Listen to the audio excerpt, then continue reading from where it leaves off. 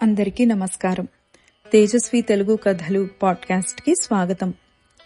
ఈరోజు మనం చెప్పుకోబోయే ఈ అనుభవం స్టోరీస్ ఆఫ్ మహాపెరియవ పరమాచార్య అనే పేజ్ నుంచి స్వీకరించబడినది. సేకరించిన వారు ఆతి మహేష్ గారు. ఈ అనుభవం పేరు కామాక్షి కాపాడిందా. ఈ సంఘటన జరిగినప్పుడు మహాస్వామి వారి భక్తురాలు తన భర్తతో కలిసి కలకత్తాలో నివసించేది. ఆవిడ భర్త కార్యాలయానికి వెళ్లగానే తలుపు చప్పుడవ్వడంతో తలుపు తీసింది. వెంటనే ఓ 4 నక్సలైట్లు లోపలికి దూసుకుని వచ్చారు.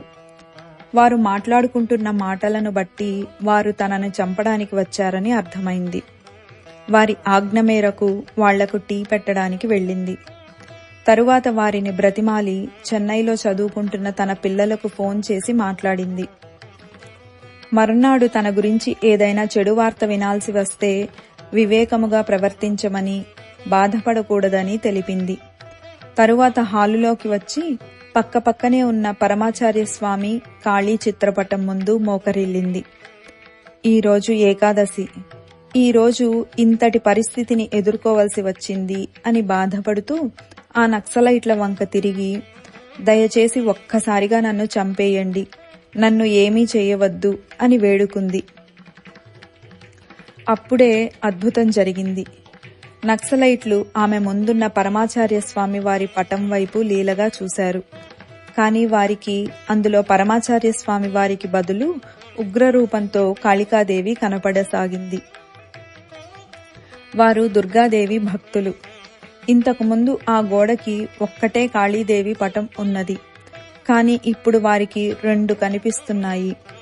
అమ్మవారి భక్తులైనందువల్ల వారు చంపదలచిన ఆ గృహిణిలో కాళికాదేవిని చూశారు. అమ్మా, మమ్మల్ని క్షమించు అని అక్కడి నుండి తప్పించుకొని పోయారు. ఆవిడ భర్త ఇంటికి రాగానే కళ్ల వెంబడి నీరు కారుస్తూ జరిగిన విషయమంతా చెప్పింది. వెంటనే వారు కంచికి బయలుదేరారు. ఎప్పటిలానే కంచిమఠంలో భక్తుల తాకిడి ఎక్కువగా ఉంది. వారు వరసలో నిలబడి వారి వంతు రాగానే కన్నీళ్లతో సాష్టాంగం చేసి స్వామిని దర్శించుకున్నారు. అప్పుడు స్వామివారు నవ్వుతూ, అయితే కామాక్షియే కాపాడింది అని తమకు జరిగిందంతా తెలుసు అన్నట్లు చూశారు. నిజమైన గురుభక్తి ఎప్పుడూ గెలుస్తుంది. అపార కరుణా సింధుం జ్ఞానదం శాంతరూపిణం శ్రీ చంద్రశేఖర గురుం ప్రణమామి ముదాన్వహం. స్వస్తి.